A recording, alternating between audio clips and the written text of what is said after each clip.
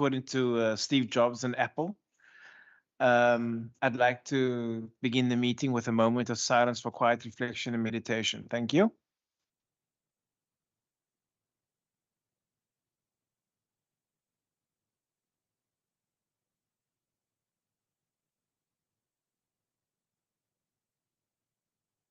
Thank you very much. Good morning to the members online, to the member online, I think it is, to all officials and importantly, the Premier for this meeting to deliberate on vote 1 of the Western Cape Appropriation Bill of 2024. To start, I'd like us to introduce ourselves for the record. I'll start with myself. My name is Christopher Fry.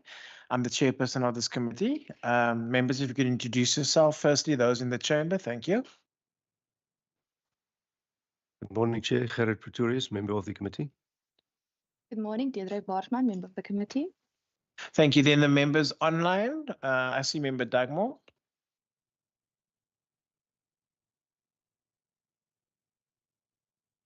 Member Dagmore. Yes, sorry, Chair, and good morning to everyone. Thank you very much. Thank you. Premier, over to you. If you can introduce yourselves and your department for the record, please. Thank you. Thank you very much, Chair, and to the committee. A very good morning to you. Also, once again, apologies that I'm not in the house in person, but thank you for the opportunity to be able to come in online. So good morning, and I'll hand straight over to the DG and we can go down the line. So Dr. Malila. Good morning, Chair, and also good morning to the committee members. Good morning, Premier, and good morning to the Department of Premier's executive team. My name is Harry Malila. I'm the accounting officer and the DG in the province. Thank you. Good morning, Chair and members. I'm Driekus Passon. I'm the CFO for Department of the Premier. Morning, Chairperson, members, Premier and colleagues. Henry Dropson, DDG Corporate Assurance. Good morning, Chairperson, members, Premier and colleagues. Hilton Arendse, DDG Centre for Innovation. Good morning, colleagues. Nico Boshoff, Acting DDG Legal Services. Good morning, Zinit Ismail, Chief Director, Strategic Management Information. Good morning, all. Blanche Cancross, Internal Audit. Morning, Louise Esterhuizen, People Management. Good morning, Chair and members. Johan Nel, Organisation Development. Good morning, everybody. Stephen Mitty, Chief Director, People Training and Empowerment. Good morning, everyone. My name is Elmer Geldenhuys, Director, Departmental Strategy. Thank you. Good morning, Hildegard Vos from Policy and Strategy. Good morning, Nozipoma Olwana, DG Support. Good morning, Robert Shaw, DG Support. Chair, maybe just for the record, Louise is the program manager for Program 3, People Management. Zenit is the program manager for Program 2, Strategic Management. And then Lucas, our head of legal services, is on leave. That's been arranged long in advance. And then Henriette is the program manager for corporate assurance. So that's the team that is here. Other than that, we've got no other apologies. It's just Ruthven, who's the head of legal services. He's flying down from Pretoria today. He attended the course over the last 2 days. But the team is here, to represent ourselves. Other than that, we're a full team. Thank you. Thank you, Dr. Malila. Are there any officials online that'd like to introduce themselves?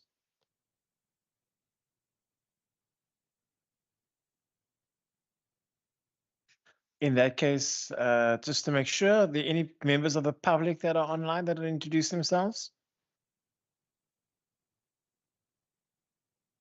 No? Well then, members and officials, just so that you know, the rules of engagement for virtual meetings, if everybody can flag points of order in the chat function, all videos and audio must be switched off to improve quality of the connection. But if an official or member is speaking, you are allowed to put on your video as well as your mic. And then please switch off your mics once you have finished speaking. Okay, so we are here to deliberate on, as I said earlier, vote 1, the Premier, in the schedule to the Western Cape Appropriation Bill. I will now hand over to the Premier to provide opening and introductory remarks. Premier, the floor is yours. Thank you. Thank you very much, Chair, and to the members. First of all, obviously, we are talking about the budget here, but we have 2 documents. The ABP that's being tabled, and then, of course, the Blue Book vote 1. Here we have the 24-25 budget, 2.008 billion. That's a 1.78% reduction, actually. And I think we all are aware the pressure that is on each of the departments, specifically the above budgeted for and inflation rate wage agreements. We also know that the rand-dollar exchange rate also has an effect on this budget specifically. So two sort of main drivers. And then perhaps just to highlight a few areas, of course, this department, a department that is the sort of center or the corporate services, both from a cabinet and a committee point of view of the cabinet, but then of course also the HR services, the corporate services, the corporate assurance, the legal, etc. Also the department that's responsible for making sure that we run First Thursdays, international relations, even within the policy environment, the PDIA processes that we've been or we brought into government in the beginning through the Harvard donation and partnership, and now that methodology being landed in government. This is the department that actually has to make sure that happens. International relations. I've mentioned that already. PDI and innovation sitting in this department. I also think that as DG has now introduced the leads, from corporate assurance to legal services to corporate comms. But what I'd like to perhaps highlight in this budget, big focus area specifically for me, is about the energy crisis that we are facing in our country. And of course, here in the province, we have our plan for the 5,700 megawatts. And of course, within this department, that's where we pull it all together. A number of other departments play a role, but we pull it together in the center. You'd see 103.4 million rand assigned there, or further assigned there. And then, of course, that's from demand side management to the energy packs that go out to indigent, or now we're seeing them going out to learners in our education system, in those low quintile schools, to make sure that they are not further impacted by further load shedding levels. We've got the catch-up program because of the knockback that our learners felt coming out of the pandemic, but also exacerbating it more is not able to study or do your homework because of load shedding. And so these packs also to really help these families and these citizens to get their education standards going. I think also key is the municipal buying, the municipal networks, and how we support those municipalities to be able to go out to tender, to be able to make sure that because that's the platform that this can happen on. As a province, we can't set up the energy plants ourselves, and we can't be procuring directly with those energy supplying or companies, but enabling our municipalities. And then, of course, this year we'll also be completing the IRP that also gives us that framework for what kind of energy sources we see as the energy mix in this province going forward. And that's, I think, quite a critical exercise, because it gives business and the economy a clear steer as to what we are seeing as the future in the region of energy. And of course, this is where you see the 7 billion across province and across local authorities coming together over the next 3 years. Then, of course, perhaps also just to highlight the broadband program, now moving from broadband 1.0 now to 2.0 or 2.0. Of course, we supply services to 28,000 corporate and health users, 1.2 million learners through our school systems across the province. But also in that ICT realm, we've also got to make sure that we're embracing AI. Because as a government, if we're not embracing AI, we are not going to be enabling ourselves for the future. And I think, obviously, while understanding the risk, we also got to find the opportunities. And I think the opportunities with AI, specifically if we embrace it properly, are going to give us savings in other departments like health and education. Then, of course, there's the cybersecurity risk, and I think these risks just get exponentially worse as time goes on, and you see further and further funding being allocated to cybersecurity.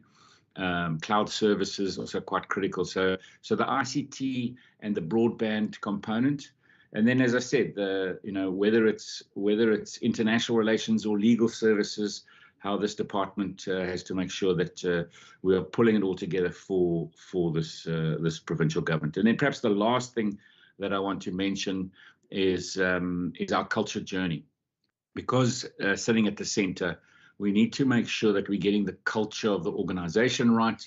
We've got years of clean audits, years of making sure that we're getting our spending right. And how do you go to the next level in maturity in an organisation? And especially if you've got our customers to serve, we're getting closer to 7.5 million customers now in our province and growing exponentially, the fastest growing province in our country. And as government, we've always got to make sure that we're on top of our game when it comes to serving our clients, which are the citizens. And so, in any big corporate or business who also have, thousands or millions of customers, they also have got to make sure that they've got the culture of their organization right, that it's aligned to a brand, but it's also aligned to service delivery. And we want to be, or we say we are customer obsessed or citizen obsessed. So what is it that our citizens are facing? What are the hardest areas that they face? And when we get up in the morning and go to work, and you're giving that healthcare service or that education service or whatever the service is that we're giving, what does it feel like? How does it feel? And that's the culture stuff. And I'm super proud of the team and the whole government on even the first year, which is not a norm or usual when big business does this and they enter into the best place to work in the world competition. And I'm super proud that Topco recognition immediately amongst about 1,700 businesses in Africa, this government is measured. And of course, now our job is to learn and to get better at it. And so what happens is the measurements are always retention rates and services. So I'm looking forward to that journey. And I just want to thank everybody in the team, across all of these spaces that we deliver services to our citizens through this department. It really is amazing to see the machine working, and I must thank the DG and the team for it. And then, of course, at the same time, my office as well.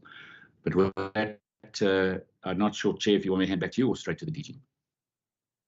Thank you, Mr. Premier. DG, thank you. Chair, thank you very much. And also thank you, Premier, for those opening comments. I mean, Premier really covered, what we plan to do. And I think it connects nicely to his own statement as well as my accounting officer statement that's set out in our own APP document. Maybe just to complement the comments that Premier has made. I mean, Chair, this is the last year of the 2020 or the 2019 to 2024 strategic plan, and obviously we want to complete all our commitments, despite some of the issues around COVID and some of the other socioeconomic challenges that we are facing, I think, as a province. Premier spoke about our focus on culture, innovation, and governance. He addressed the issue around the certification by the Top Employer Institute. It is something that we're very proud of. Obviously, the focus will remain on the citizens. I mean, we're very proud of, sort of our broadband rollout. We're very proud of issues particularly around our e-centres. We want to reach about 80 e-centres in this particular year. Also, our response in relation to internet and ICT skills. Premier spoke about the 7 billion rand investment between ourselves and municipalities. Our own one is R1 billion all in all, of which about 760 million remains over the next MTF. Chair, from a culture perspective, we've also rolled out obviously the Barrett survey results, and we're pulling that into our response, particularly from a culture perspective. And what we've done as a department, I mean, I just want to highlight this, is that we've designed certain principles. And obviously what we want to do is we want to build on the good governance record. And we believe that's a bedrock for service delivery. And as Premier said, we want to move it, to really good governance for performance. We remain committed to not compromise on our service delivery agenda, our service delivery vision, and that is to build a government that people trust. So wherever we want to go, that is sort of the mantra. That is what we stand for. We want to build a government that people trust. And then really finalizing some of the work, particularly around, institutionalizing our e-citizen approach and culture. Also the work that we are doing in the innovative space. Premier spoke about the whole issue around using data. We want to up our game. We're engaging against, with Stats SA on some of the key data issues. We want to also, pull in artificial intelligence, particularly as part of the new terms work. Also the issue around evidence base. And then all of this should be underpinned by our core values of caring, competence, accountability, integrity, innovation, and responsiveness. And Premier spoke about, I think, all our initiatives, that we are pulling together around the innovation brand. Then, Chair, as I said, we can't do this on our own. We are blessed with a competent team within this department. And the team is here today, to more or less explain our plans, particularly for the next year, and to really, I think, pull all our things together to work as hard as we can to build a government that people trust and to deliver on the commitments I think that this department have made to the citizens. Chair, I think that's it from our side. I think we're open for questions and comments. Thanks. Thank you, Dr. Malila. Members, I'm going to ask for questions for the introductory remarks. We will go through the budget shortly, but let's ask for questions to the introductory remarks. I see the hand of Member Dugmore. Member Dugmore? Yeah, thanks very much, Chair. Thanks also to the Premier and the DG, and also my apologies that I can't be there physically today. I think just a few questions, Chair, on these introductory remarks. The first is that maybe I've missed it, but I think the Premier and both DG are aware of the fact that from our side as the opposition, we've raised serious concerns about the not just the lack of representativity in the senior management, but the worsening of that representativity. And I don't see anything in the blue book under people management. And, I'm not sure about the APP where there's any commitment or any concern raised. If as the provincial MEC for Finance says you want a budget for all, I think one of the critical problems here is that this department is one of the most unrepresentative departments of the all departments in the Western Cape, despite education. So I would like to actually know, is there a plan?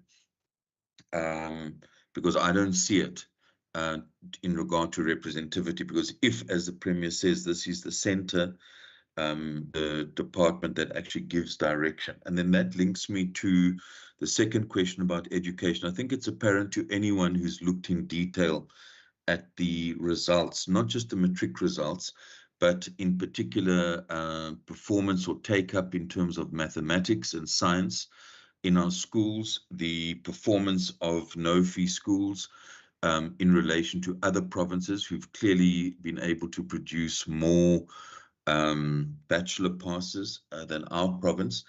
What is the view of the Department of the Premier? We're following key priorities in this province, a gradual decline in education outcomes, and I would imagine that this should be a concern.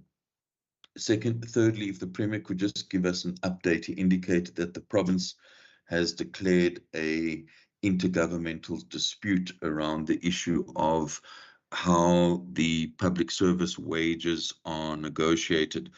So in that regard, I would just like to ask where the issue is, and also whether in the context of this budget and this department, whether the Premier can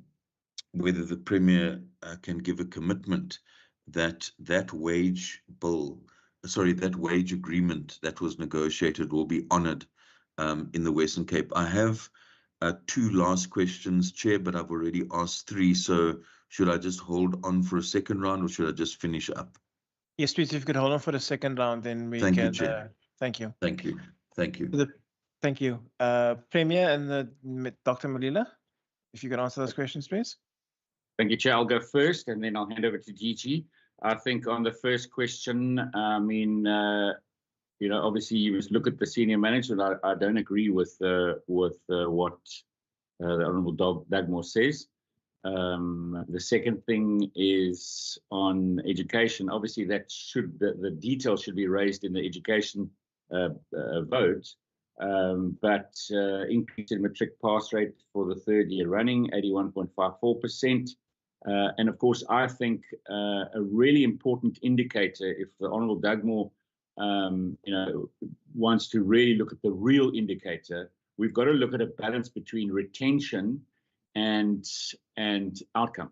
So, of course, we know that the one thing that we have been focusing on for many years in this province is measurement grade, you know, in not only in matric, we have been doing that now for a few years, where we are looking at various grades through the system, measuring those grades through the system, and then making sure that we get as many of our grade 1 learners who start, getting them to matric. And of course, if we add that matrix to the measurement in South Africa, you can see it's not, you know, the 40% that make it to matric in our province. Like in other provinces, it's now getting to around the 70% mark, and actually just over the 70% mark. Now that is exactly what we should be doing, is making sure that we're getting the volume of learners to that to get to a matric, not drop out along the way and then only measure right at the very end. But of course, these you know, further detail on this should be dealt with in the education vote, specifically around those education outcome numbers. When it comes to the intergovernmental dispute, so I think everybody's aware it's a 1.1 billion in-year cut because of the wage negotiation. Of course, we've declared that dispute and we are in the process at the moment. I think it was yesterday that we finalized the date now for mediation. It's the 19th, if I remember correctly, of March is the next meeting with the mediator. Of course, the mediator are going to be meeting with the National Treasury and the national team, and then meeting with us on the 19th, because in an intergovernmental dispute space, you first need to declare it, then meet, which we have done. We went to, late last year, we went to Gauteng, to Pretoria, to meet the national ministers and the Treasury, and that was where the process started. We identify the dispute. It then moves into the mediation space.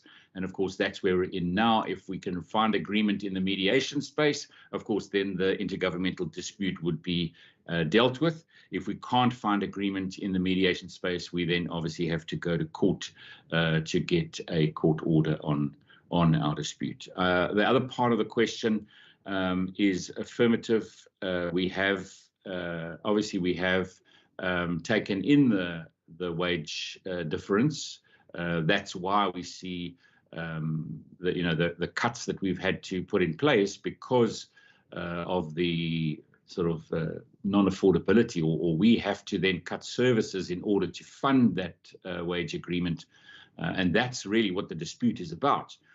You can't go into a budget year with a position that National Treasury and the National Minister gives us, and taking quite a hard line, and then you put your numbers in, and then halfway through the year, you actually say, hang on a second, there's higher than we budgeted for, and you must now pay for it.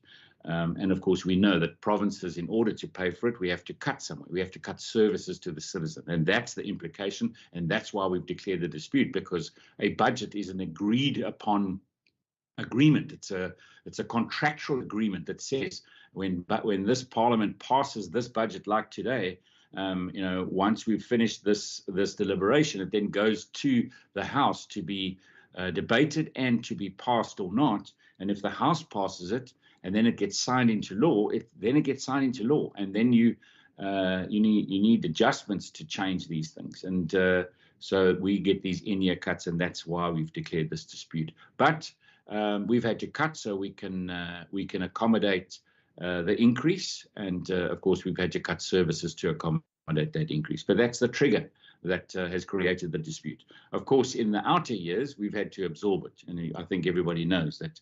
We're talking about 7 billion over the next 3 years.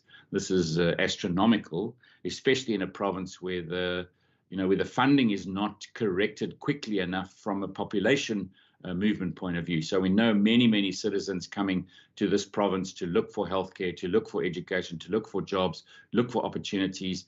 And of course, we need to provide those education services, those health services, but we don't get the budget to follow it. That'll come 3 years later. And that also puts massive pressure on our system.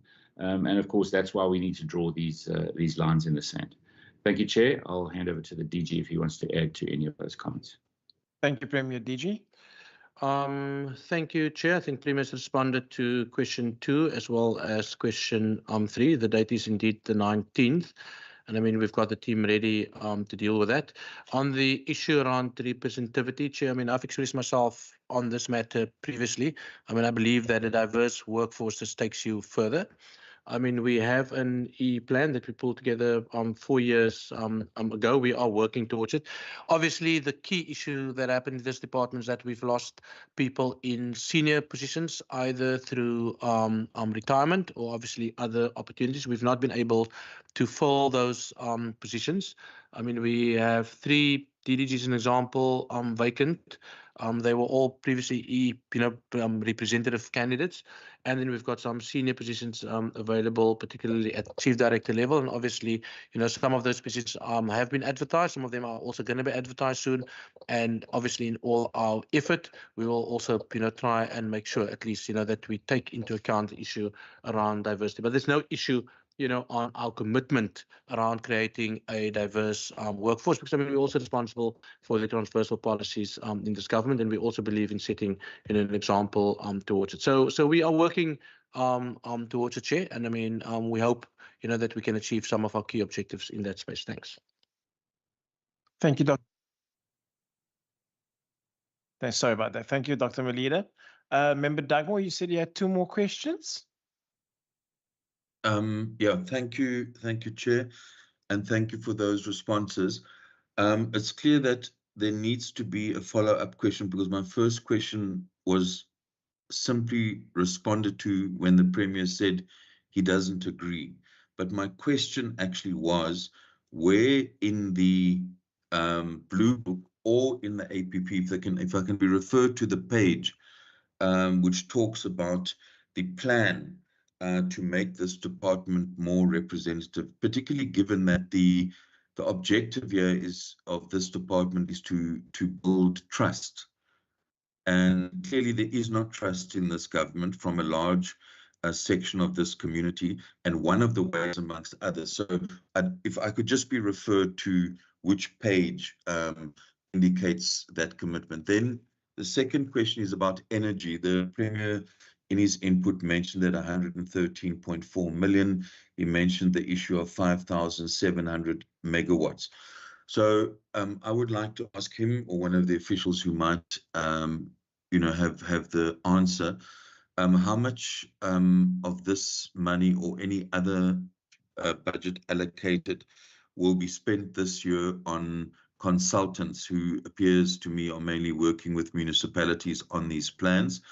And can the Premier firstly tell us when will the 5,700 megawatts be made available, and what will the cost be to the consumer of this 5,700 megawatts? So when will it come online, number 1, and number 2, what will it cost? Thank you. Thank you, Premier. Thank you very much. I think on the first question, I think we have already given the EE plan to the Honourable Dugmore, but we can definitely give that plan to him again. On the 5,700 megawatts, number 1, it is a probably between 3 to 4 year horizon, but it's quite interesting right now as we speak this year. It looks like about 2,000 megawatts in the pipeline at the moment, and that's procured via our municipalities. So for this year in build, around 2,000 megawatts of government procurement. That's within that 7 billion that we've spoken about as the global budget in the province. But there's also in the Western Cape about 3,000 megawatts in the pipeline at the moment in private sector investment, which is also very interesting because obviously what's happening is that some of the private sector investments are not necessarily taking up the bids. They're not necessarily responding to a bid alone. They're also doing it themselves. So, for example, in Darling, there's 100 megawatts.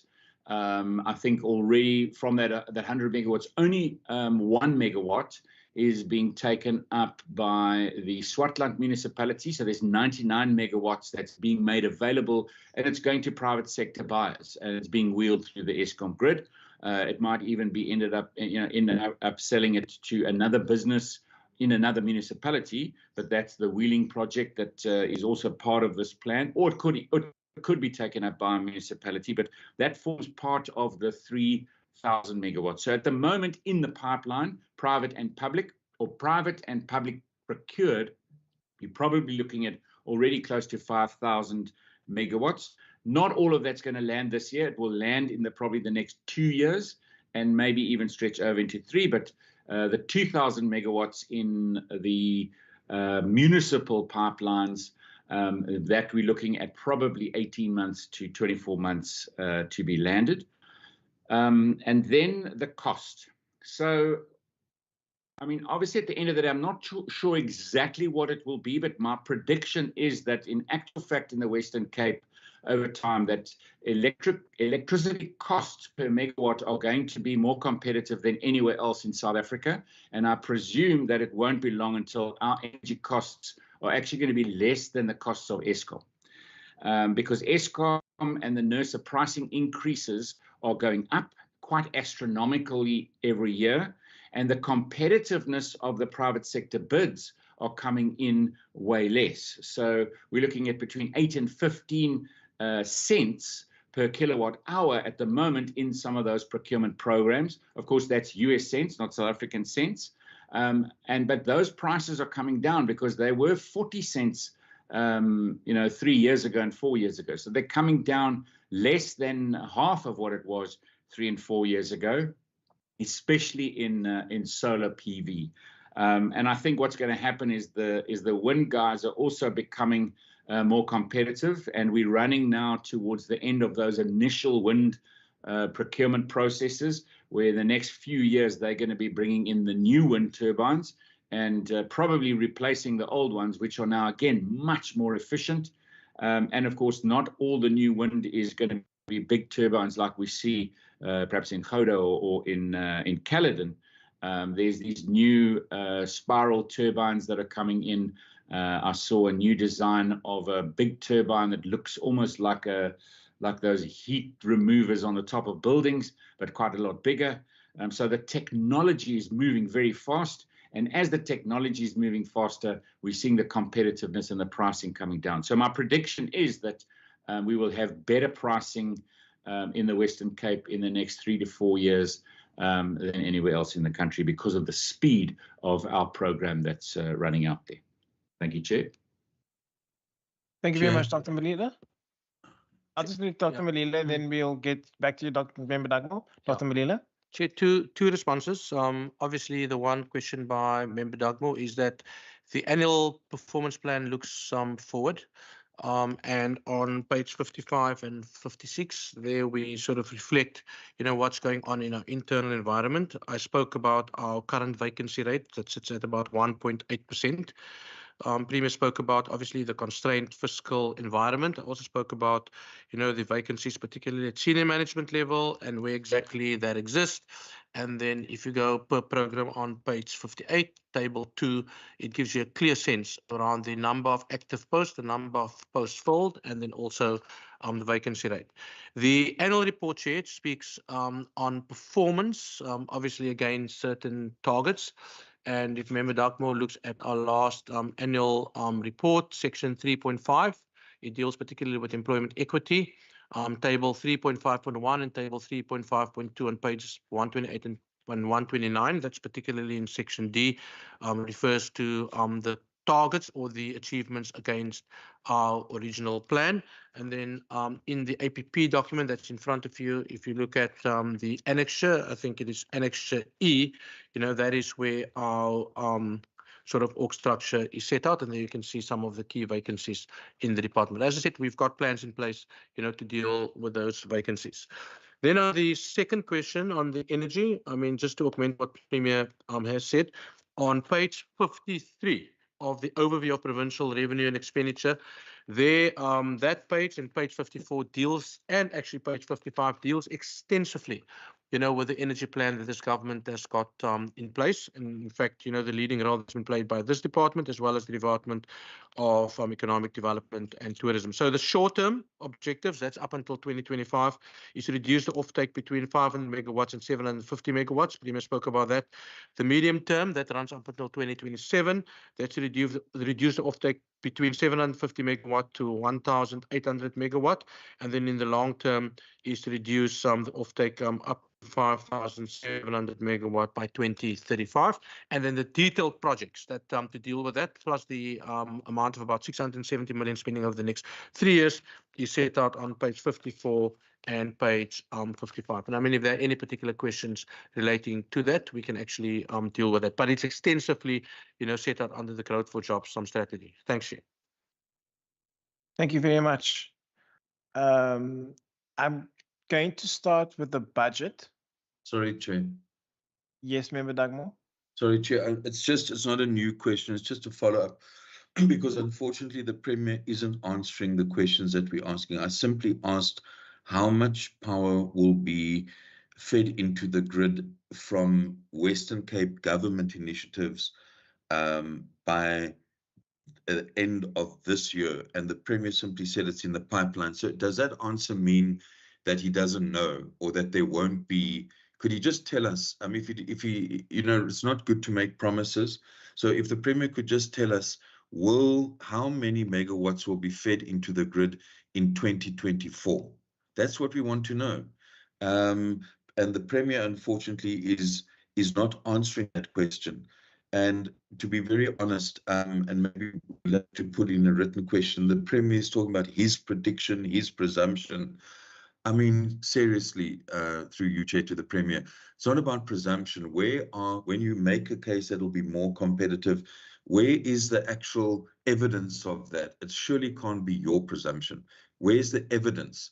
And can this committee be provided with an evidence that the projects that he's talking about will produce cheap electricity? We already have the situation that, and we've done this test personally, that because the city has defied NERSA and added its own surcharge, I'm leaving out the national allocations which help to subsidize the poor in regard to energy. But the reality right now, as we speak, is that it's cheaper to buy power from Eskom directly in the city than it is to buy from the city, because of their surcharge over and above NERSA that they've implemented. But my real question, Chair, is simply, can the Premier tell us how many of these 5,700 megawatts will be fed into the grid this year, and when it will happen?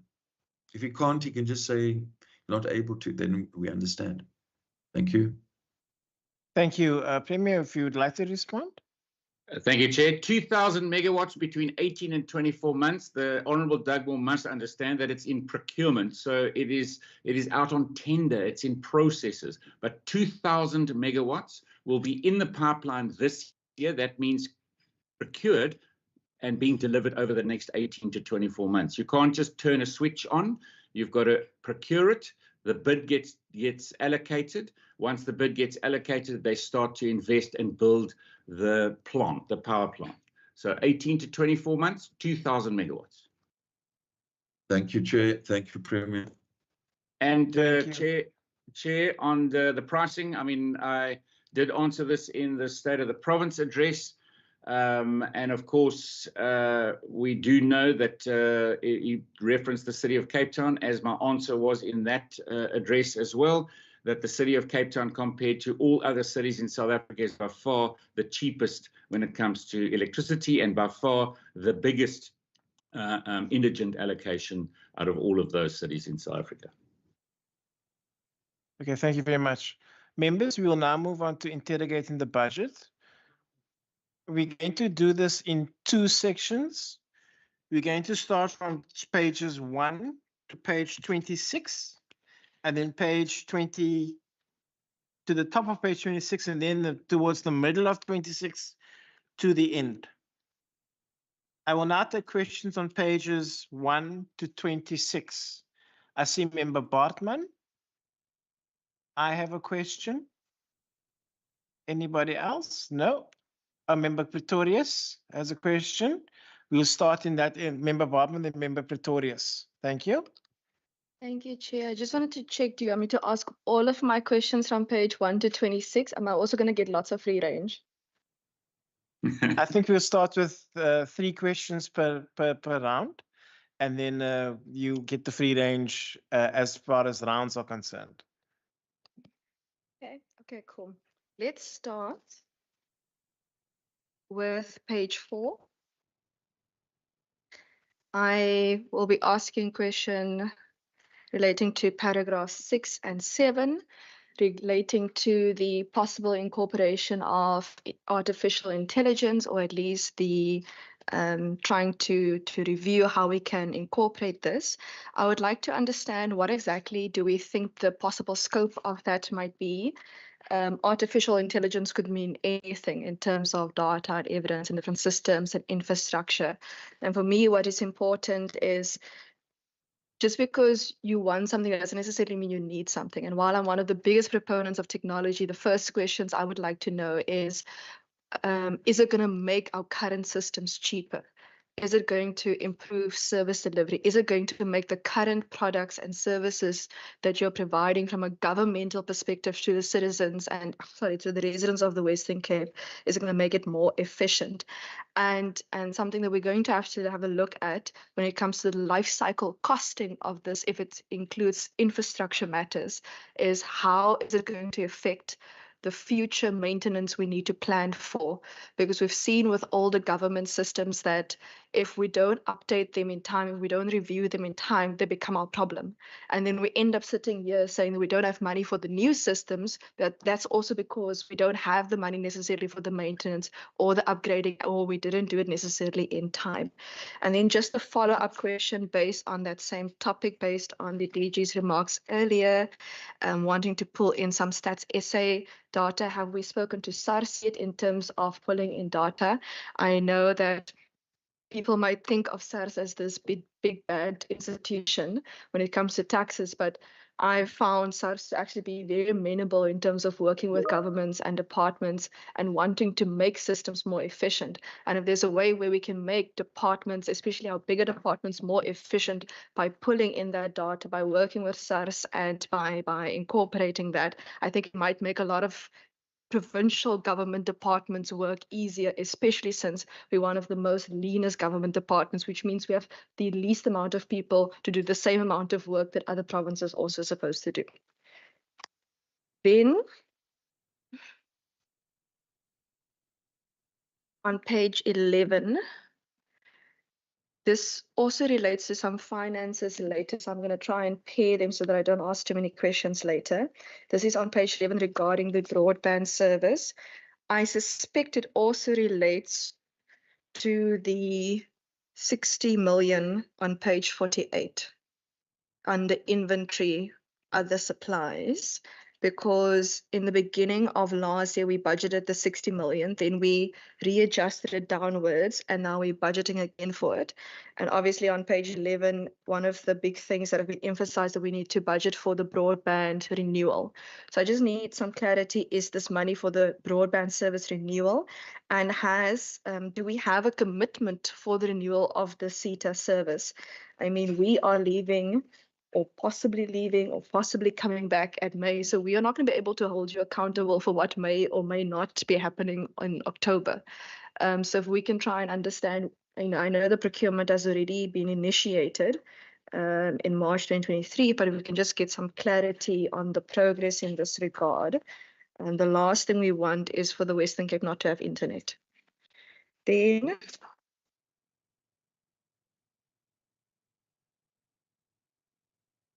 on page 19, and this will be my third question now, which relates also technically to page 31, so I'll skip 31 later, hopefully. Regarding the energy plans in the department, I know there has been indication that load shedding packs have already been distributed to indigent households, and you're planning to distribute the load shedding packs to schools for learners as well. How many load shedding packs have been distributed to households, and how many are currently being planned for distribution? Because I saw in the overview book on page 79, relating to the energy allocations, that we are then budgeting 67 million this year for it. And then that's it. So are we bringing the 2025 forward? Because I thought it was going to be over 3 years, but the 67 million does look more than what was previously allocated. So I'm just trying to make sure that I have all my numbers and ducks in a row in that regard. Thank you, Chair. Thank you very much, Member Pretorius. Thank you, Chair. Chair, I'm largely covered by my colleague on AI and broadband, but on the broadband, if I may just ask, I know that, or I see that broadband is being rolled out with CETA. Does that mean that they, in view of the fact that the budget has been cut by 10.2% and the decrease is due on page 35, I know we're not there, but I have to cover it now, to the funding allocated for broadband and budget cuts applied to infrastructure refresh funding, does the CETA actually contribute to the development costs of broadband 2.0? And then I think the ultimate about this and about AI is, Chair, how will Auntie Sarah, as the MEC for Health and Wellness often referred to, how is Auntie Sarah at the end of the day going to benefit with the expansion and broadening into broadband too? And then just on another matter, as far as polling is concerned, page 17, and then also on page 31, the citizen perception surveys, which I think is a necessity because one has to measure what you actually do. From the department side, is there any indication as to the, if I may ask, the value for money that you get with these exercises?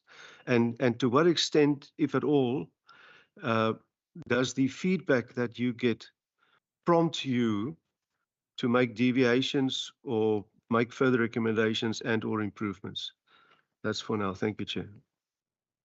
Thank you very much. My question is on page 13, the Family Strengthening Project.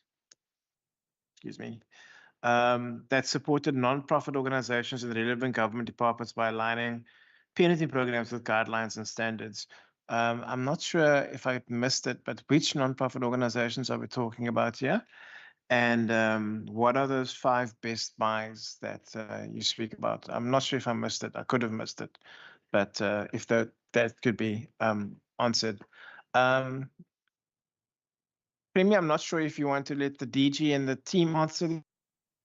I'm happy DG can go first. Or if you want let DG go first, and then I'll fill in if there's if need be, or if there's anything that anybody wants me to add.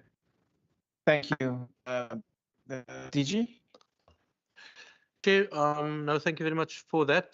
Obviously, in terms of the work that we want to do this year, and it links to the work that we want to do, particularly in the data space, is the continued use of artificial intelligence in our space. We've already developed a draft policy paper, but that policy paper deals with the work that's currently happening within the Department of Infrastructure, because obviously there's the use of AI in that space would be really, really helpful. And then I'm also going to ask Hildegard maybe just to add on to what it is that we want to do in the other spaces. I mean, the use of AI is not new in this government. I mean, we are already, using it in certain of our service delivery areas, and we really just want to, strengthen the applicability and the utility of that. Ultimately, it is about making it more efficient, more effective, making it more cheaper, the current services that we are doing in that space. And as I said, we're already operating within the Department of Infrastructure, looking at initiatives to deal particularly with the use of artificial intelligence in our space.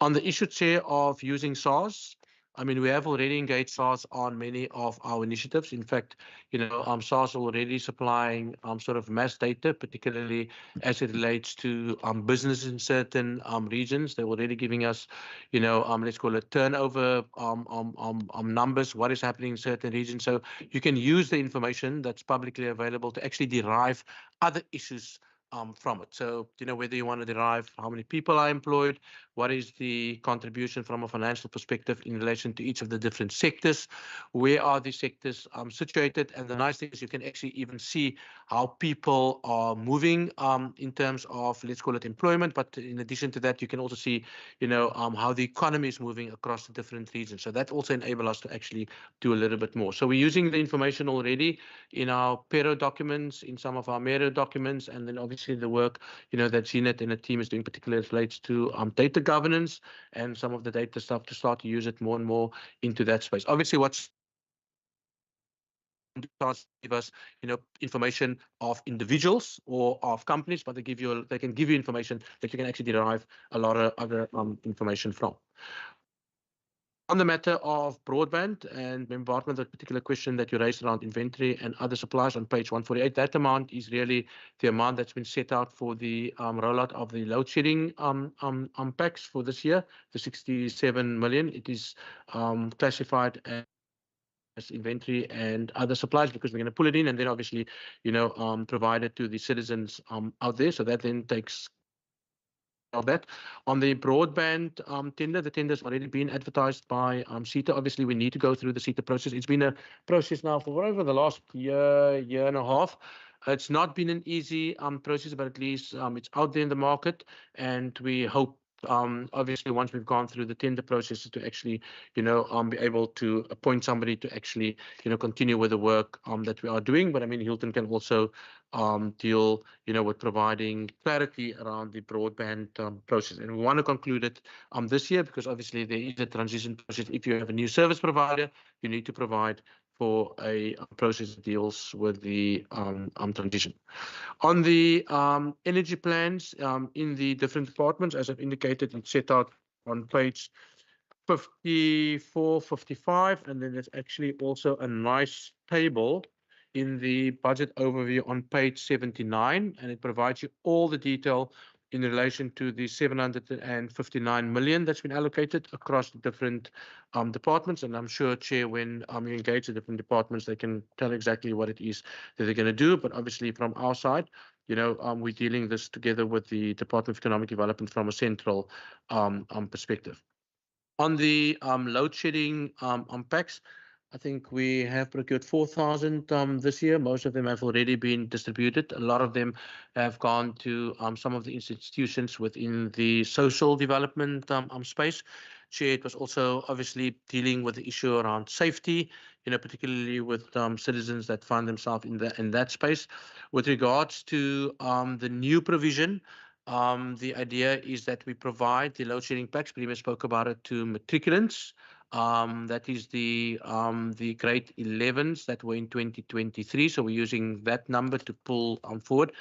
We're currently in procurement. So we expect to actually receive those load shedding packs sort of later this month, and then we'll obviously start, with the distribution, but in a structured way. And then, Chair, linked to our policies, our procedures, our plans in education, particularly with regards to Back on Track, and also to encourage reading, we're also going to roll this out to the grade 1s within grade 1s for 2024, and then obviously the remaining cohort, particularly within the Department of Social Development. So it's really our vulnerable people old age, old age homes, stuff like that, where we just, enable them with a charging facility and also a facility that provides some lighting, and particularly as we enter into the winter period, that people can at least have some lighting. And in fact, the rollout is also planned against some of the tests and stuff that we've done within communities, where we've asked what is the most things that actually bothers you as a citizen of this province. But as I said, the key idea is actually to link it, to what we are doing within the education environment. So it's really about, enabling that we create a better future, a better opportunity for people out there. The question of Member Pretorius, I have already responded to the role that CETA plays. And then on the citizen perception survey, maybe Hildegard, you can maybe also just touch on that, as well as on the family strengthening program. I don't know, Driekus, do you just want to touch maybe on the load shedding packs? And then I'm going to ask Hilton to come in, and then also Hildegard. Thanks, Chair. I'll talk to the just what's left of the load shedding packs matter, and then also on the polling results. Member Pretorius had a question. So on the budget for load shedding packs was 60 million the previous year, it's now 67.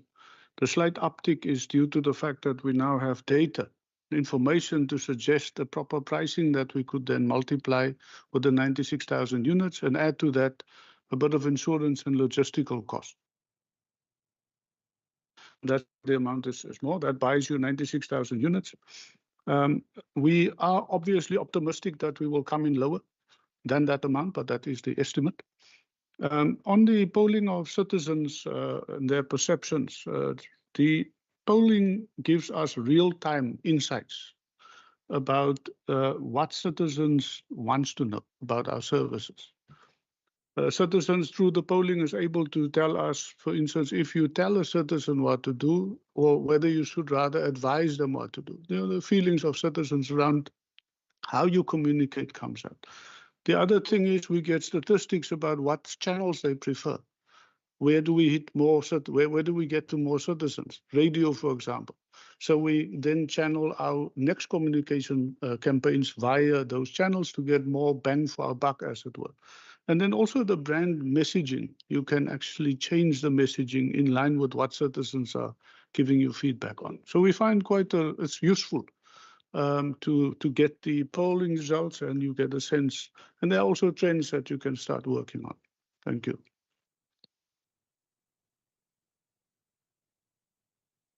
Yeah, thanks. So I'll just add to the issue of firstly, the broadband service. We do have a transition committee who will be focusing on ensuring that there's proper transition. And Member Bartman, you have indicated that we should not be without service at the end of the period. The current contract allows for extensions should the new contract not be in place. So we have the ability to move forward. We would not like to do that though. We want to move over to the new, because that's critical to us.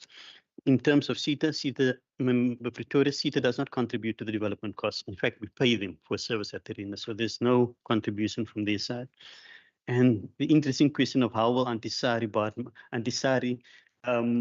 benefit from the new contract, Broadband 2.0? It's about expanding the services to the schools. So Antisari's children will be able to access a school that has technology, making sure that our hospitals are connected so that Antisari goes there, they can take an X-ray of her and send it through to one of our central or regional competencies where they evaluate that. The Wi-Fi, we'll still have access to public Wi-Fi. So should she need to access the internet, she can go to one of those public Wi-Fi facilities. And then also we have e-centers where she can access the e-center services and access government information or any other services thing. So it's about what are the services that we're putting out in these communities through the new network. The previous contract was focused on the technology. Now we're focusing how do we improve services to our citizens. We're also looking, lastly, at how do we optimize the spaces within our frontline service delivery facilities. So we've had a discussion with cultural affairs and sport, with the museums. So we're looking at how do we put computers in the museums so that we get more feet into the museums, and they can also access the ICTs in the museum and access other government services from a museum rather than having to go to a facility like a library to access information electronically. Thanks.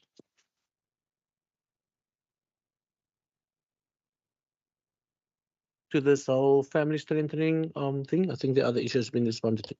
Sure. I think the two questions were family strengthening and then also on the nutrition. So firstly, to indicate that the family strengthening program has had sort of a three-phase program. The first was that we worked with these NPOs to develop a theory of change and referral pathways so that they could understand when they needed to refer children elsewhere. But what we really felt was missing from the sector is that every NPO was doing things quite differently and they weren't necessarily following best practice. And so we had a series of workshops with them in terms of taking in international evidence, local evidence, and what works best for them. And from that, we've developed a set of guidelines that say a really good family strengthening program must have the following components. So now that we've developed those guidelines, we are going to be supporting the implementation of the guidelines in those NPOs. I'm going to give you a sense of some of the organizations that were involved. We were asked for the list. Makulu Trust, the Seven Apostles Initiative, the Parent Center, Hands and Feet, the Center for Justice and Crime Prevention, the Cape Outdoor Adventure and Service Training, Living Hope, Mfazane, and Beautiful Gate are the ones that we've been working with. Then furthermore, there was a discussion with respect to the best buys in nutrition. And the following are the best buys that we came up with. First is we have an excellent first 1,000 days program. And the first recommendation, first best buy is the integration of the first 1,000 days through the area-based teams. The second is to integrate programs to leverage community-based workers engaged in the care economy to a much greater extent. The third is to improve food and nutrition opportunities and programs that provide support to caregivers and children. To improve the targeting of vulnerable caregivers and young children in existing programs that provide food or nutrition assistance. And lastly, to establish a provincial young child forum that focuses on developing a more coherent sector approach to all of this. So basically working largely with the sector and there's so many different role players in the sector, including the Department of Health and NPOs and municipalities are also very actively involved. So it's about implementing those 5 Best Buy initiatives with all of our stakeholders. Thank you. Your responses. I just want to make sure that Premier, you wouldn't like to add anything at this time? Thank you very much. Well, maybe I will. I know on the first question on AI, obviously this is, new to the world. And I mean, there are parts of the world that are like, I want to say, a bit ahead of us. Last year, we had some nice engagements with AI Sweden, who were doing some work through Westgrow, and then had the opportunity to engage with them and really showing how AI becomes that mechanism to overlay on our current programs where we're rolling out broadband, and now you're using the AI data to sort of almost give us double checks. For example, an AI Sweden example that they gave us, a policy is announced by Volvo to say that by 2030, all trucks will be battery powered, and that's how logistics will operate within Sweden. And the AI system within seconds says, but your electrical grid system will not be able to deal with the charging of those trucks. So AI becomes that check and balance. And then maybe, as Mr. Orenso was saying, our broadband rollout and through the e-centers, for example, if you go to the queues in our current hospitals and clinics, we have teams out there with that health app. They are already going down the queue with the app and doing triage while people are waiting in the queue through the app. People are learning then that they can actually even use the app from home and get the triage. Now, what will happen is AI will help us to understand where the blockages, the gaps are, and how we get ahead of that specific problem, or maybe even say we need to do more with TB than we're doing at the moment, or maybe less with HIV. I don't know, but that's what the AI is going to help us with. And I think for us, it's going to be really important, the relationship that we as a government have with our universities through the Czech agreement. And then, of course, how we as a whole region, not only government, but also the private sector and our universities, and that kind of troika gets us ahead of the curve when it comes to artificial intelligence. I think perhaps that's the only other comment I wanted to add, Chair. Yeah, I think the NPO's Dr. Foss has read. I'm fine. Thank you, Chair. Thank you very much. Round 2, Member Bartman. Member Pretorius. In that order, thank you, Member Bartman. Thank you, Chair. Chair, I'll start with my follow-ups. In terms of the energy money, I think maybe I wasn't very clear on that. So, for example, I know it's page 79 in the overview book. And last year it was page 110 in the overview book. So now I'm looking at vote 1 year, and I'm looking at last year's budget at vote 1 year. So, for example, at demand side management, obviously there was 9.7 million in 2023, 2024, 700,000, 700,000. Then this year, obviously we don't see last year's amount anymore because you either spent it or you have to give it back. So now we're at 200 and 1.6, and then over the MTIF it's 8.8. So what I'm trying to say is, with the load shedding packs, the money from last year, we budgeted the 60 million, okay? Then that came over because we knew there was going to be a rollover, and we bought some load shedding packs last year. So now we're at 67 million, okay? So is this coming forward? Is it extra rollover money? Is Treasury putting extra money in? Is it coming from the Provincial Revenue Fund? I'm just trying to make sure I understand where the different cents are coming from. And I'm not going to go through every single one of the vote 1 particular energy allocations. I'm just trying to get an understanding of the changes in the energy allocations in an extra one.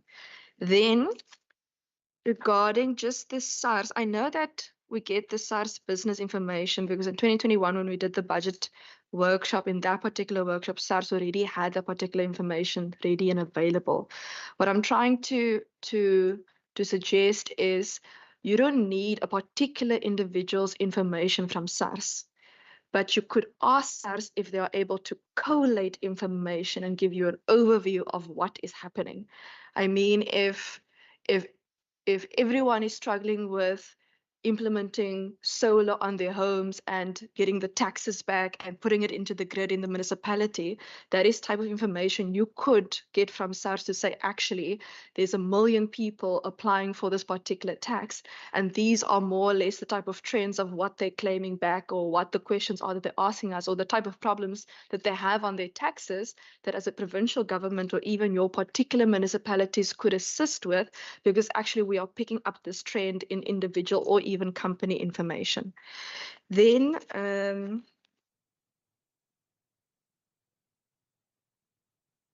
just want to make sure I heard correctly regarding the 67 million on page 46, which linked to the energy money. So the 67 million, we're going to buy approximately 96,000 units. I just want to make sure that I'm hearing correctly. 96,000 units.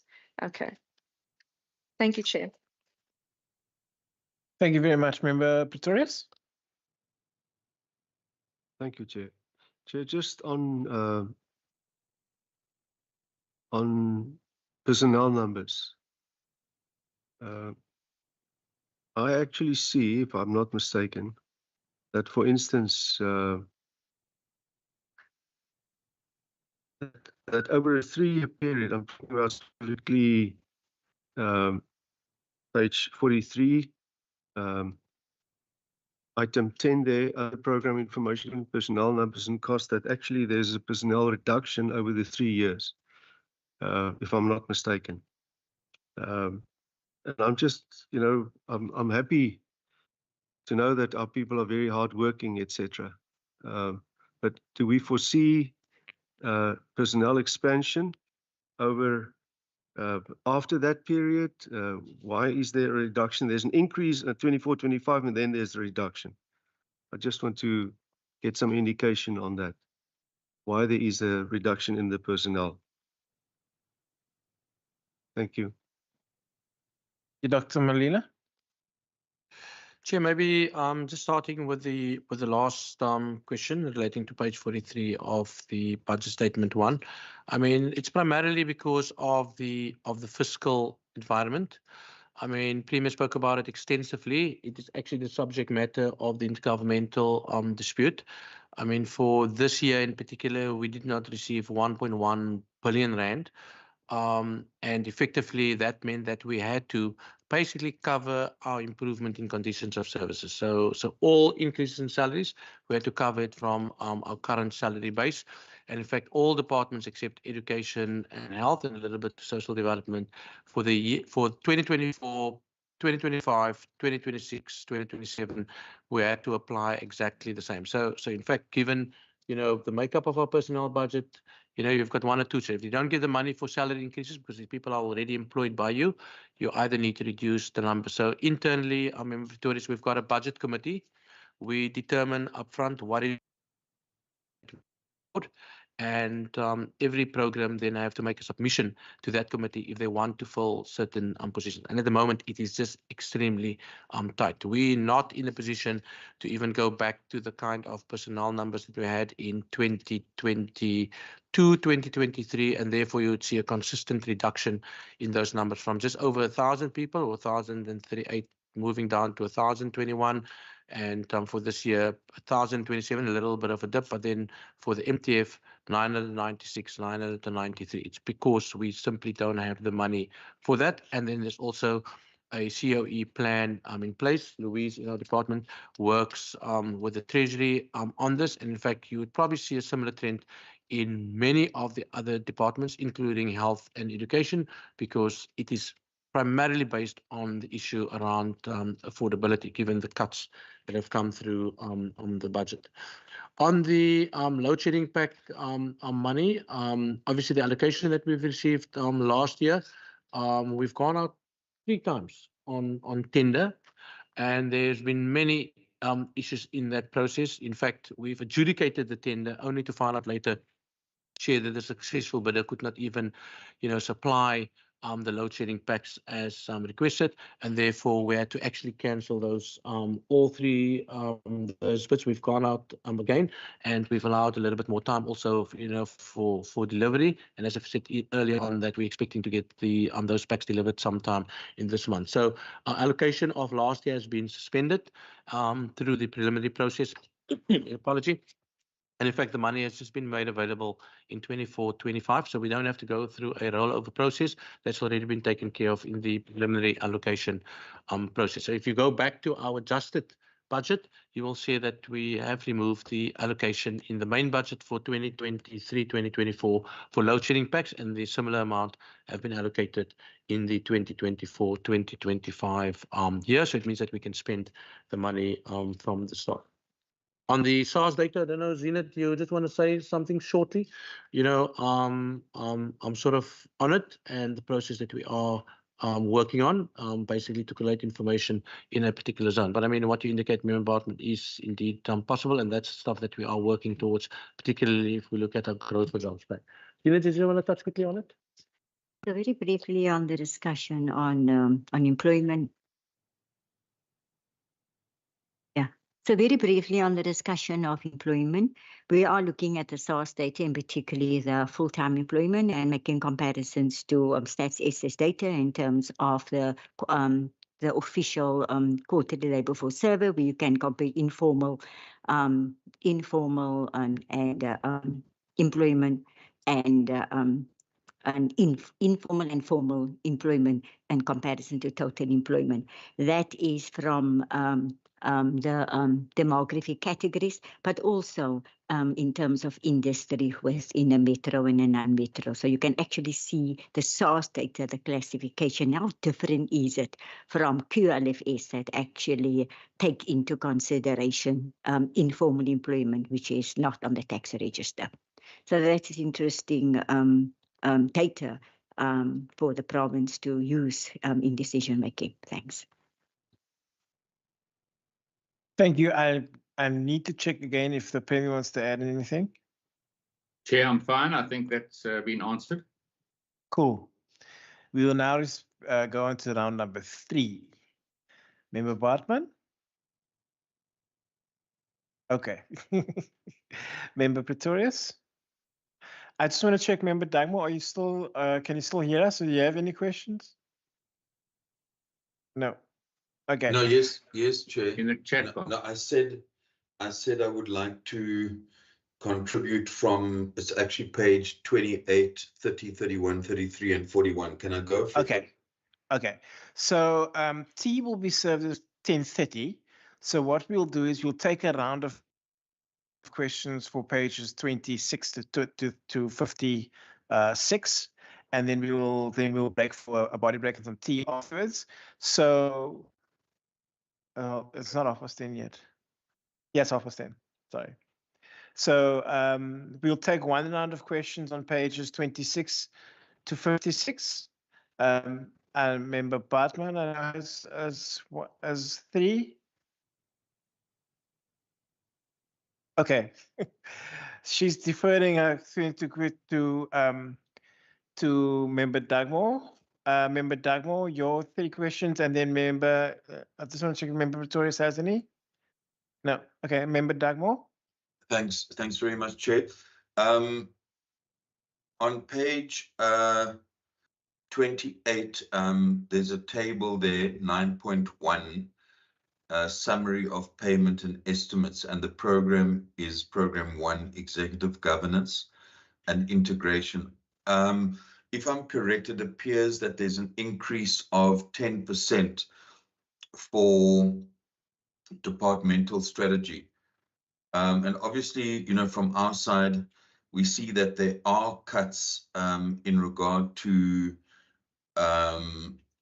budget of Executive Council support and the Office of the DG and Communications, and we note those. But what I'd like to ask is, what is the purpose of the departmental strategy, and why does it need a 10% increase in the budget, which is the highest increase in that program? And then, Chair, if I can just go on, the page 30, outputs as per the annual performance plan. And then there's the point of reference being the human rights-based transversal programs institutionalized across the Western Cape government in respect of priority groups. So, the issue there is which are these priority groups that are referred to, and would this be part of the strategic programs on page 31, which will receive an increase of over 300% in the budget? That's the question on page 31. Then on, page 30. Then on earmarked allocations, page 31, there's the Commissioner for Children and Energy. But what one notices is that on the previous page, page 29, when explaining strategic programs, there was also talk of safety, jobs, and well-being. So the question there is, where is the budget for these other strategic programs?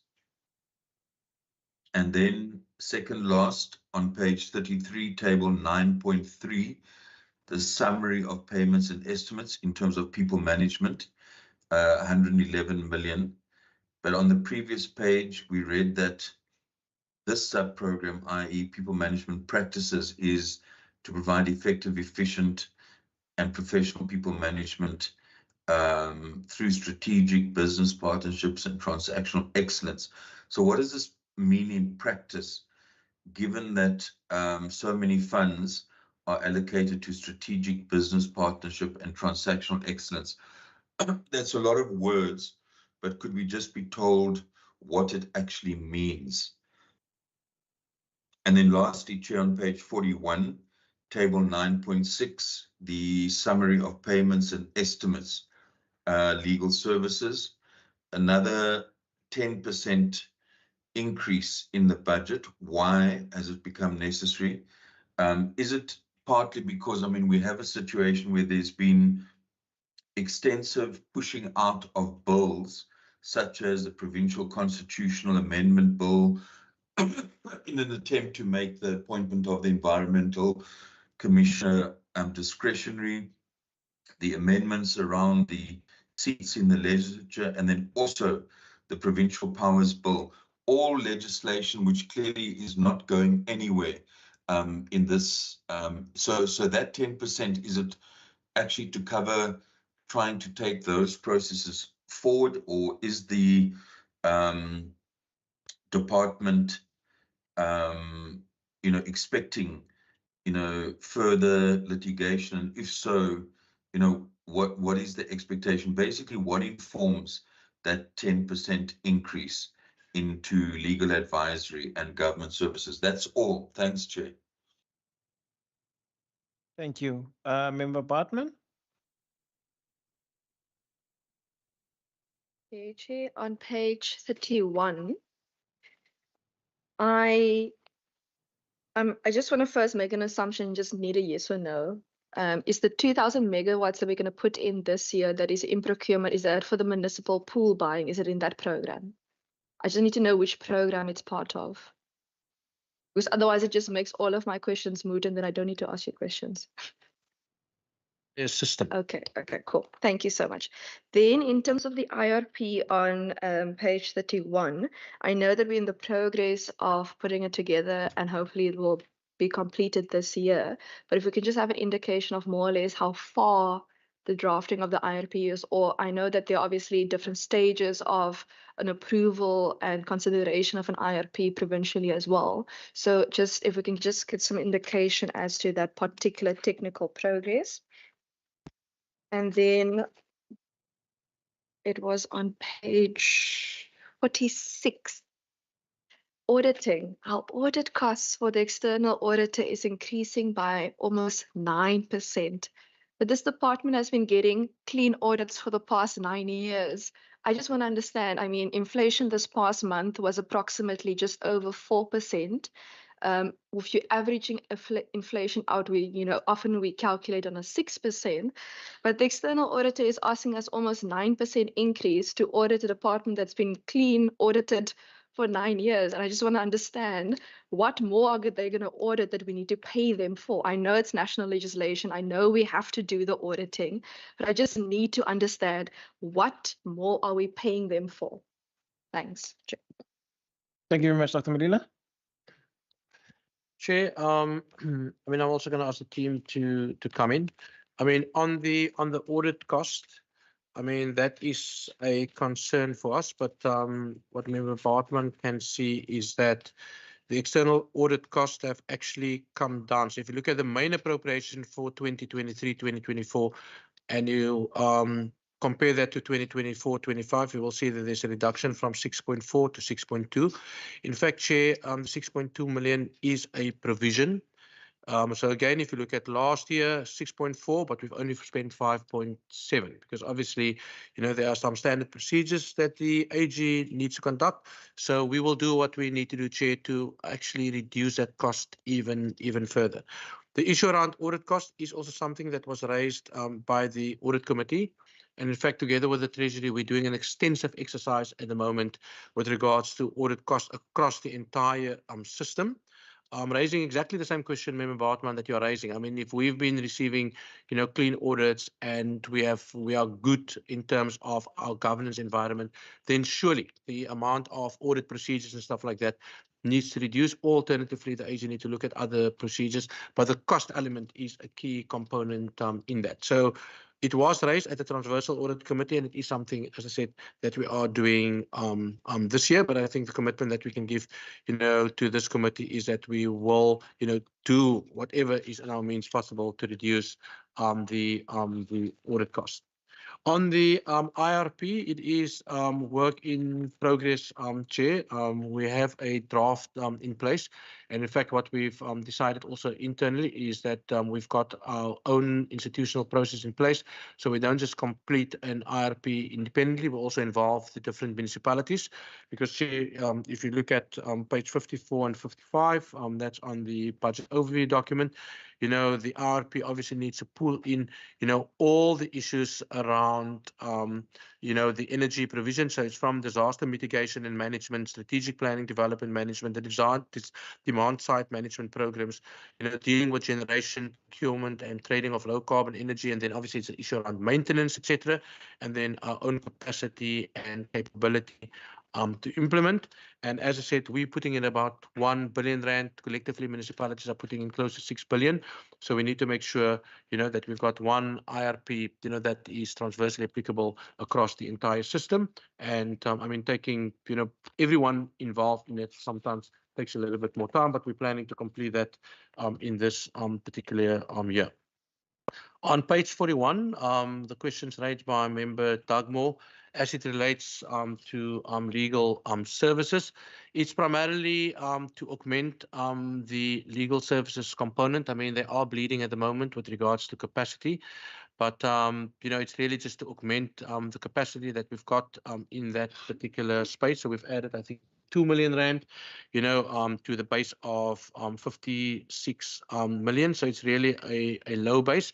And what we've also asked the component to do is to build capacity across the entire system, from legal advisory and governance services to legislation, litigation, and also some support. Remember, Dagmar will see that we are not legislation component, so there's not to deal with all those kind of different laws and stuff like that that is currently before Parliament. That's probably not going to make it in this process, but it's more to strengthen the system in the legal advisory and governance services, and with a particular focus also on supporting, what's happening particularly in municipalities as well, or local government at the moment.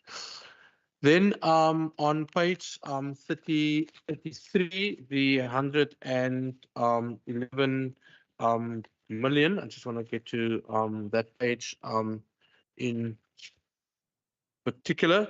That's under people management and practice, and Louise can also say a little bit more.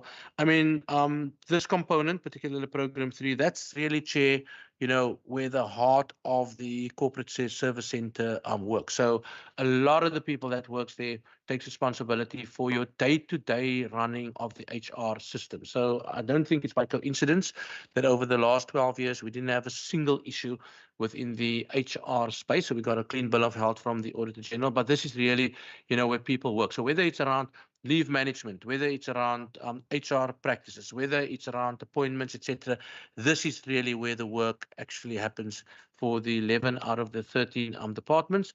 And then in addition to that, obviously, we also help and assist education and health with some of this stuff. So if you look at even our staff complement of close to 1,000 people, most of them works in this program as well as in program 2. And you can see also, Chair, that the funding set aside for that component is really an increase of about 2.2%. So if you just take salary increases as a component, which sometimes, in this case is around inflation, you can see there's also a reduction, within the staff numbers as it relates to that.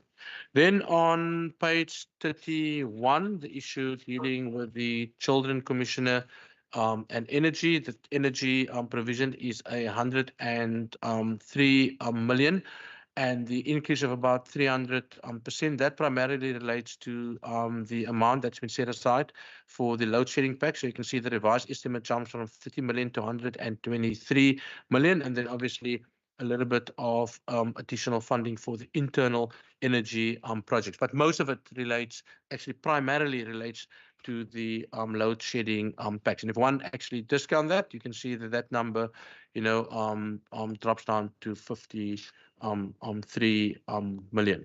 The Children's Commissioner, Chair, obviously the big amount there relates to the operations of the Children Commissioner, which is around 6 million or so, and then a small portion obviously for the accommodation. We're still in the process to try and procure particular accommodation for them. I've explained the situation that happened last year, but the Children Commissioner is actively working in that particular space.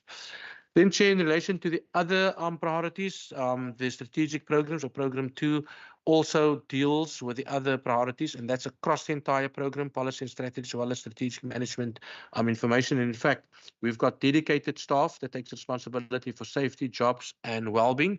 Obviously, the implementation of that sits in the respective departments. But I mean, our team works because obviously we need to make sure, that we deliver particularly in that space.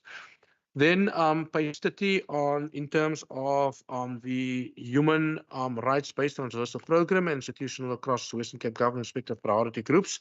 Those priority groups are set out on page 57 of our APP. And it also links to the National Framework for Gender Responsive Planning, Budgeting, Monitoring, and Evaluation, and related province-specific frameworks for implementation of human rights of priority groups in the Western Cape. And those priority groups includes obviously women, children, youth, people with disabilities. So it's the priority groups that our team takes responsibility for, and we've got a dedicated senior manager that takes responsibility for human rights and human rights issues across the entire system. So if we just think about what happened, last week in Drakensberg, if something like that happens, then we would deploy our human rights officer to go in actually to engage with, the National Department of Home Affairs, an example, to engage, on matters on the ground, and then obviously also to deal with some of the key reporting. So it's about how do we, mainstream human rights across all the departments in all the activities that we are doing. And as I've said, within the human rights group. So if the member Dagmar looks on page 58, that is the last paragraph.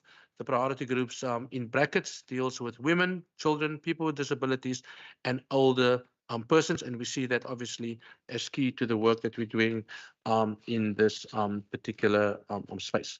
Then on page 28, departmental strategy, again, that is really a jump on a very low base. We're talking about a budget of about 5 million rand. We've also, you can see, Chair, the main appropriation was 6.1 million.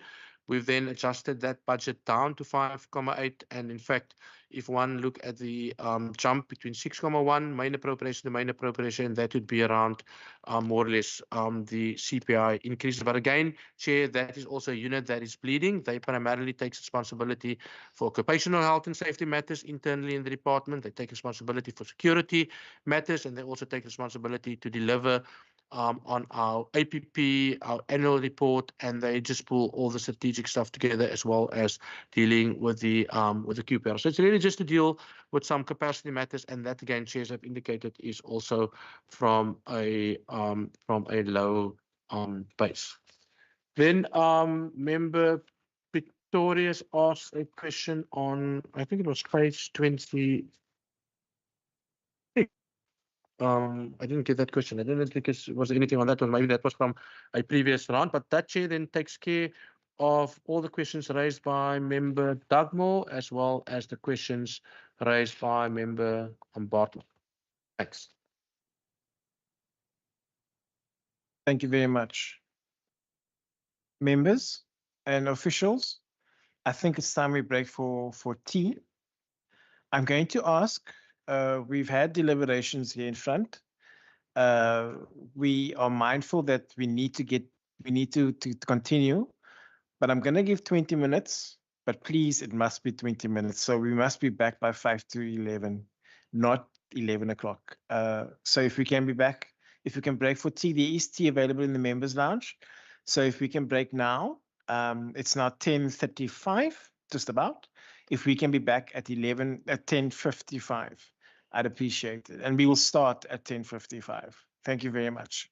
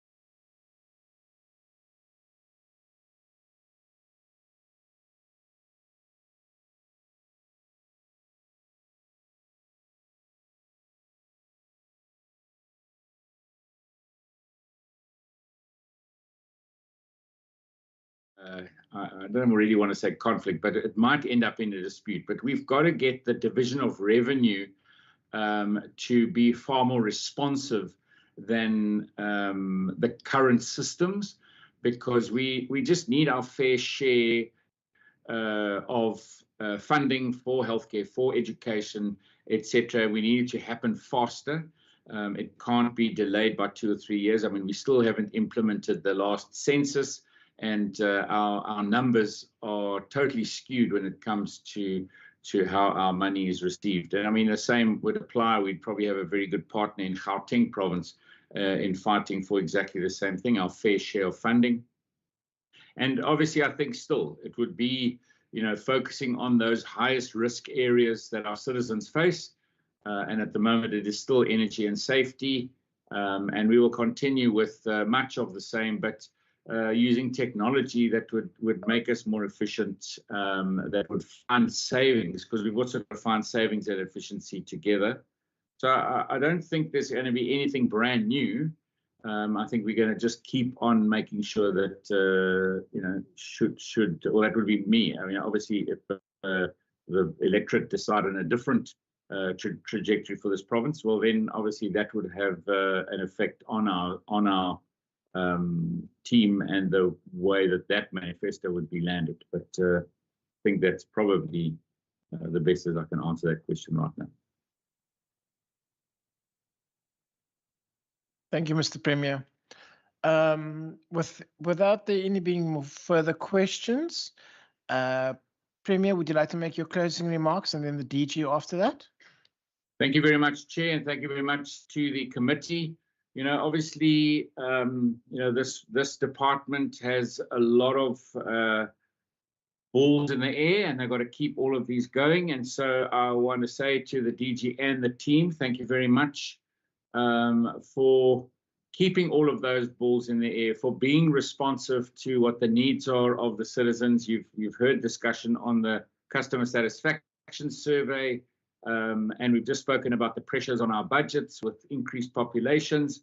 And of course, this department has to keep all of that in the air, and while doing it, retaining your clean audit status, getting your money spent efficiently. And sometimes it's not that easy. I mean, DG was speaking about just getting those emergency packs to our most vulnerable citizens. You go out to tender, and the tender comes back in, and in actual fact, the company can't supply. Now, these are issues that we face through our processes, but also we've got to learn so we get more efficient as we go forward. But I just want to say to the full team of .P, thank you very much for every single thing that you do for the citizens of this province. I'm actually immensely proud of this province's performance, and we owe that to every single one of you. And I must also take this opportunity to also thank my own office, and how they are forever making sure that we're responsive, we're living our values every single day, we are citizen obsessed, and we are really working very, very hard to make sure that this province gets better every single day, so that we can offer our citizens better service every single day. Thank you, Chair. Dr. Mann? Chair, thank you very much from our side. I mean, I cannot leave here then, not talking about our values. I mean, one of our values of this government is accountability. I think from where we're sitting, accountability is internally in the department, but also being accountable to the citizens out there, and that accountability happens through this space. So I want to first say thank you to you, Chair. Over the last, it's probably 5 years, the way that you've also led this committee, and to every member of this committee. I think for the quality of questions and also the open door policy that, this committee have practiced. I mean, I could approach any member of this committee and engage on our activities, because it was all about, improving the responsiveness of this department, but also ultimately, improving the way that we respond to citizens. And as I said, we work every day, we come to work every day to build government that people trust. Then secondly, Chair, I want to say thank you to an amazing team. I mean, as I said, even in my own opening comments, I mean, it's been 5 years now, since almost 5 years since me joining this department. It is now my 5th basically budget APP document. I would never be able to have done this, without the support of this amazing team. And you can see, Chair, I mentioned it in my sort of opening comments. We've even been without 3 TDGs, fairly senior positions, but what this department and what this team have showed is really resilience and also responsiveness on its own, because at the end of the day, it was all about the citizens. So we've achieved all of this because as a team, we've decided not to drop the ball, as Premier said, but to actually pick up, the different pieces and stuff like that. And I mean, there are even individuals, in this space that have actually also gone out to assist other departments, in what they do. So from my side, being the last APP for this political term, I want to really say from the bottom of my heart, thank you to every single member of the ExCo team, every single member of the senior management team, and please convey, my my sort of thanks, to the rest of your members at the team. And then lastly, Chair, I want to say thank you, Premier, publicly, I think, for the political leadership, but also for your openness and also for the trust that you've placed in myself plus this team to deliver at least, on those commitments that you and, you've made to the citizens out there. And I mean, we will, do what we need to do until the end of the current political term, because as I said, at the end of the day, it is about delivering those things to the citizens. And thank you, as I said, for the trust, that you've bestowed and actually showed also to this entire team. Chair, and then lastly, I mean, it is the end. I mean, my family's not here, but person sometimes, you don't often get a chance to say thank you to them. So I want to also say in the absence, thank you for the support, that I received at home and also, the extended family. I mean, this is not an easy job. As Premier said, you need to think about a lot of things, but one cannot, do that without the support of the family. And then finally, to my maker, who enables me to do what I need to do, because I'm absolutely passionate about what I'm doing and love what I'm doing. But without the, the sort of strength and the wisdom from my maker, it would also not be possible. So in closing, Chair, thank you very much for everyone that have helped myself and this department to do what we had to do. Thanks. Thank you very much, Mr. Dr. Malila. To the Premier and to the officials and the members of the public who are not in attendance, that will be all of you. Thank you very much. Thank you to the officials, and I hope I'm not overstepping any boundaries here. But to Ms. Ismail, congratulations on your conferment of your doctorate, and everything of the best. I hope the new coming will refer to you as Dr. Ismail going forward. Thank you very much. You may leave. The members, we're just going to stay behind for some committee business. But thank you, Premier. Thank you. We'll give you 5 minutes to leave. Thank you. Cool. Thank you very much. Thank you very much.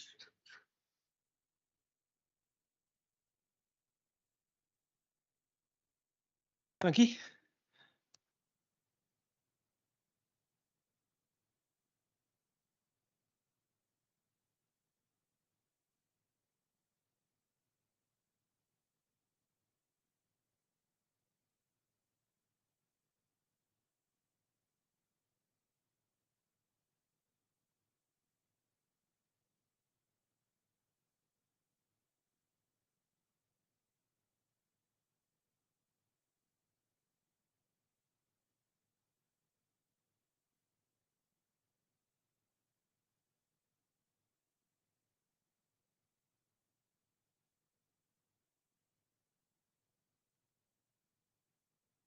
All right. Member Dagmore?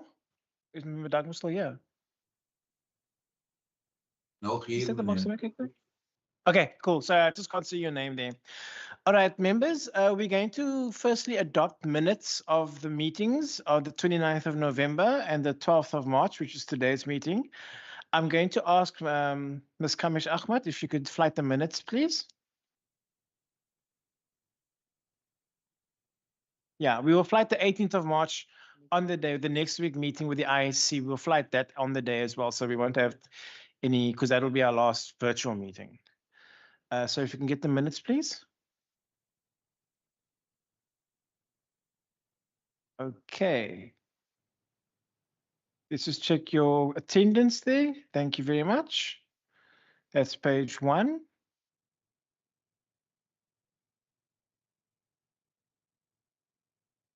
This is, of course, the adjustment budget.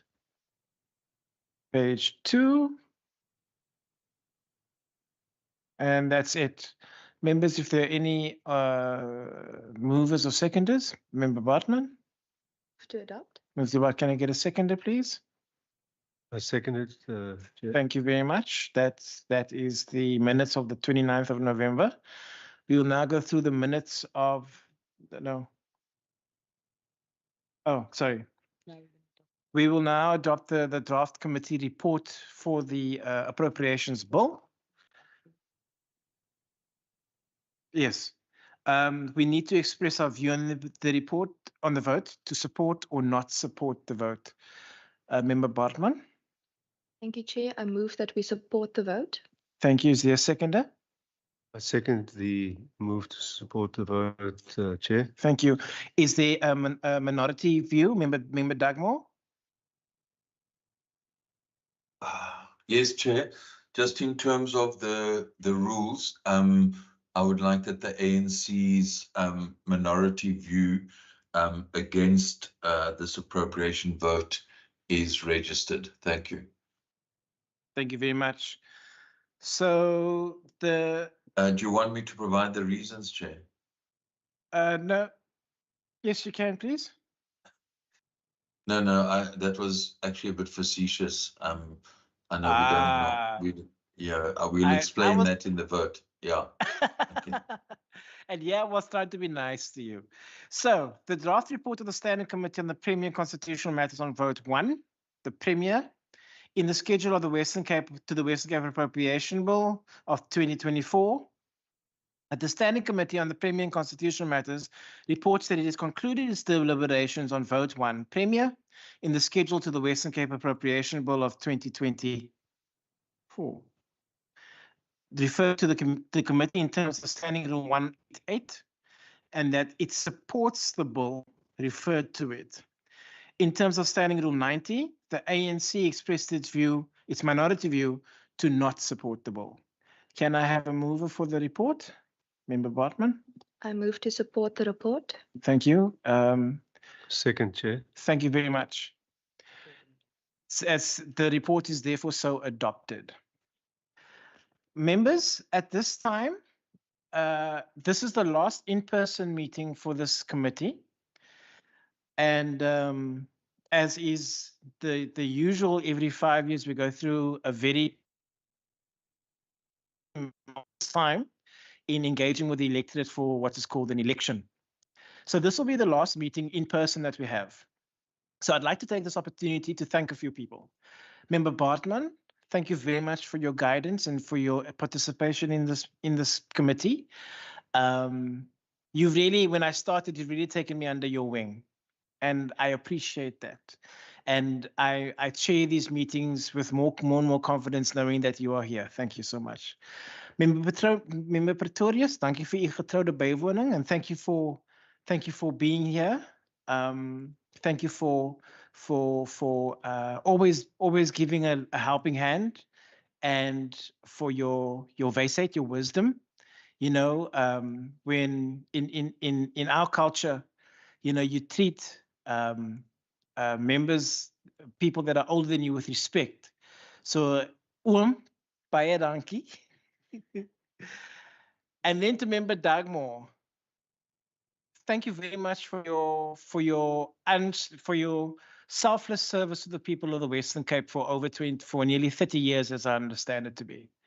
We have been vehemently opposed. We have been vehement opponents, but we've never been enemies. Thank you for your participation in this committee, and I wish you all the best in your future endeavors. To Nomfundo, I don't see you here. Thank you very much for your expert support, especially on the public hearings that we had. And then lastly, to my right-hand lady, Ms. Kamish Ahmed, thank you for your unwavering support. Thank you for your guidance. Thank you for your amazing sense of knowing what I'm thinking before I even think it. I wish you a blessed Ramadan, and I wish you all the best for the future. Thank you very much, everybody. Member Dagmar, you have your hand up. I'm the last one that would want to, speak after the chair, but, I also would just like to thank you, the other members, Wasima, the staff members who've supported us, and just sort of endorse your words. I'm sorry to speak after you, Chair, but No I did want to say that. Thank you. Thank you, Member Bartman. Good. Then we'll see each other virtually on the 18th of March. So we just got that one deliberation to conclude. And thank you very much for your attendance for today's meeting. This meeting is adjourned. Thank you.